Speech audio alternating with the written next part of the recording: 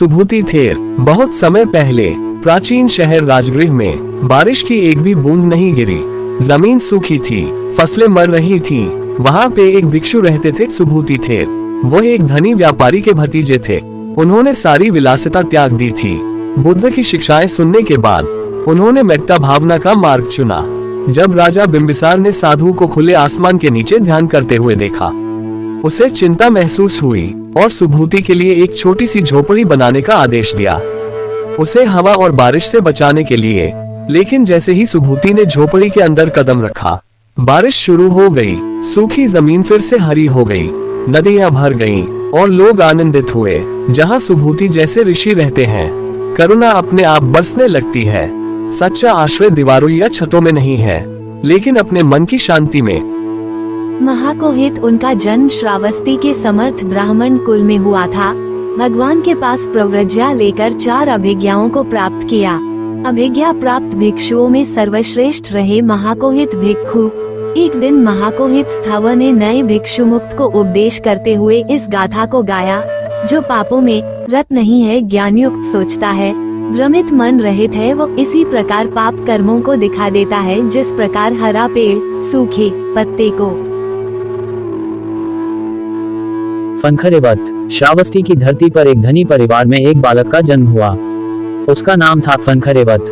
बचपन से ही उसका मन दुनिया की चकाचौंध से परे किसी अदृश्य शांति की खोज में लगा रहता था। वह देखता लोग अपने धन, यश और परिवार में बंधे हुए हैं, लेकिन अंदर एक अनजानी बेचैनी उन्हें खाए जा रही है। एक दिन वह भगवान बुद्ध के उपदेश सुनने जेतवन विहार पहुंचा। वहां उसने भिक्षुओं को शांत, स्थिर और प्रसन्न देखा। उनकी आंखों में केवल करुणा थी। बुद्ध के वचन सुनकर फनखरेवत का हृदय कांप उठा। उनके भीतर का सारा मोह पिघल गया। उसने अपना कुल, धन और प्रतिष्ठा वहीं त्याग दी और बुद्ध का शिष्य बन गया और एक जीवन अपना लिया। कपिलवस्तु से कुछ दूरी पर एक छोटा सा ग्राम था, कोल ग्राम। हरी भरी धरती, शीतल झीलें और आकाश में उड़ते हंस। उन्हीं दिनों एक ब्राह्मण परिवार में एक बालक का जन्म हुआ। नाम रखा गया पुन। पुन का बचपन बहुत सादा था। एक दिन भगवान बुद्ध अपने शिष्यों के साथ कपिलवस्तु के निकट आए। पुन ने उन्हें देखा तो उसका हृदय श्रद्धा से भर गया। बुद्ध की शांत दृष्टि, स्थिर चाल और कोमल वचनों ने उसके भीतर एक द्वार खोल दिया। वह आगे बढ़ा, प्रणाम किया और बोला, भगवान, मैं भी उस मार्ग का पथिक बनना चाहता हूँ जहाँ मन निर्मल हो। बुद्ध मुस्कुराए और बोले, पुन, सच्चा साधक वही है जो संसार में रहते हुए कमल की तरह अछूता रहता है। पहाड़ों, नदियों और जंगलों के बीच रहते थे, ध्यान करते थे और शांति से ध्यान लगाते थे। 5 दव थेर। दव मल्लादेश की पावन भूमि पर एक कुलीन परिवार में एक बालक का जन्म हुआ। नाम रखा गया दव और लोग प्रेम से उसे मल्लपुत्र कहते थे। दव केवल 7 वर्ष का था जब उसने भगवान बुद्ध के शिष्यों का मिलन देखा। शांत चेहरा, करुणा से भरी आंखें और अनुशासन की गरिमा, उसके बालमन का ऐसा प्रभाव पड़ा कि वह घर लौट आया और बोला, माँ, मैं भी उनके जैसा बनना चाहता हूँ, जो कम बोलते हैं पर जिनसे शांति टपकती है। माँ मुस्कुराई और बोली, बेटा, जो 7 वर्ष की आयु में ऐसा सोचता है वह जन्म से ही साधक है। कुछ ही समय बाद बालक संघ में प्रविष्ट हो गया।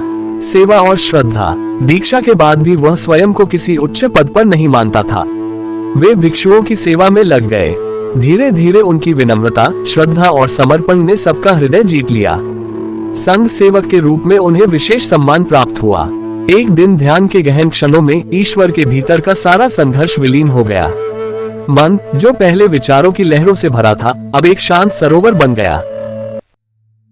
संभूत। राजगृह की धरती पर एक धनी ब्राह्मण परिवार था। परिवार में एक पुत्र था, सम्मान, बुद्धिमान, सुशील और जिज्ञासु। समृद्धि के बीच मिला पर मन में शांति नहीं थी।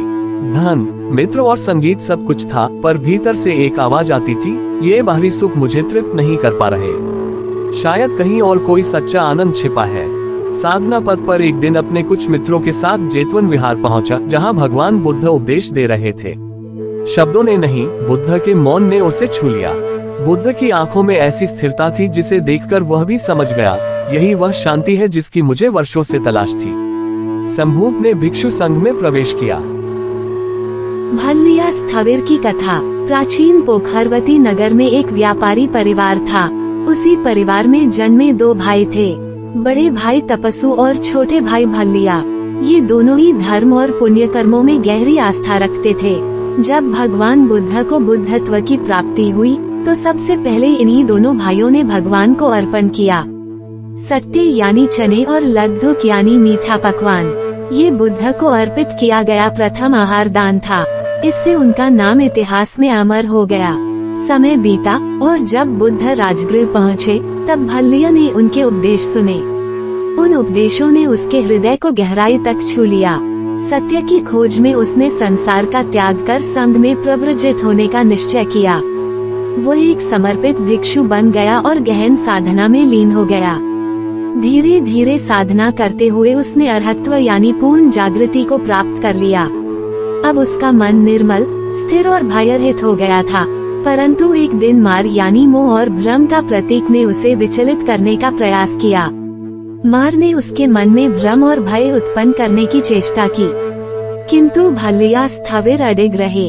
उन्होंने अपने दृढ़ निश्चय से अपना चुना हुआ रास्ता निभाया। वीर थेर की कथा। कौशल देश के एक ब्राह्मण के पुत्र थे वीर। उन्होंने गृहस्थ जीवन व्यतीत किया, पर संसार में दुख और असारता देखी। एक दिन उन्होंने भगवान बुद्ध का उपदेश सुना। वह उपदेश सुनकर उन्होंने गृह त्याग किया और संघ में प्रव्रजित हुए। धीरे धीरे साधना के द्वारा उन्होंने लोभ और मोह को त्याग दिया। तब उन्होंने ये कहा, जो धैर्यवान है, संयमी है, संतुष्ट है, कामनाओं से मुक्त है, वही विजयी है, वही शांत है। इस प्रकार वीर थेर ने धैर्य और संयम के द्वारा निर्वाण प्राप्त किया। पिलिंदवच्छ की कथा। श्रावस्ती नगर में एक ब्राह्मण के घर एक बुद्धिमान बालक का जन्म हुआ। उसका नाम था पिलिंदवच्छ। बचपन से ही वह वेद शास्त्रों का अध्ययन करता और यज्ञ श्राद्ध जैसे धार्मिक कार्यों में पारंगत होता गया। उसके परिवार और मित्र उसे वोज कुलपुत्र कांड कहकर पुकारते थे। जब वह बड़ा हुआ तो उसकी दृष्टि सांसारिक वस्तुओं से हटकर सच्चे धर्म की ओर गई। उसने भगवान बुद्ध का उपदेश सुना और प्रभावित होकर उनका शिष्य बन गया। पिलिंदवच्छ का मन करुणा और मैत्री से भरा हुआ था। वे सबके प्रति मित्र भाव रखते थे, इसीलिए बुद्ध ने उन्हें मैत्रोपदेश में श्रेष्ठ की उपाधि दी। एक बार उन्होंने अपने शिष्य को जीवन की सच्चाई समझाने के लिए एक गाथा सुनाई। शिष्य ने समझा कि बाहरी वैभव क्षणिक है, लेकिन धर्म, करुणा और सत्य का पालन ही जीवन का सच्चा गहना है। पूर्णमास। श्रावस्ती नगरी के एक प्रतिष्ठित ब्राह्मण परिवार में जन्मे एक युवक का नाम पूर्णमास था। जीवन में सुख संपत्ति की कोई कमी नहीं थी। मन सांसारिक मोह माया से उब चुका था। कुछ ही समय बाद पूर्णमास का विवाह हो गया, परंतु कुछ ही वर्षों में उसने संसार के बंधन त्याग दिए। उसका हृदय आत्म जागृति की ओर उन्मुख हो गया था। उसने भगवान बुद्ध के उपदेश सुने, जीवन का आधार बन गया।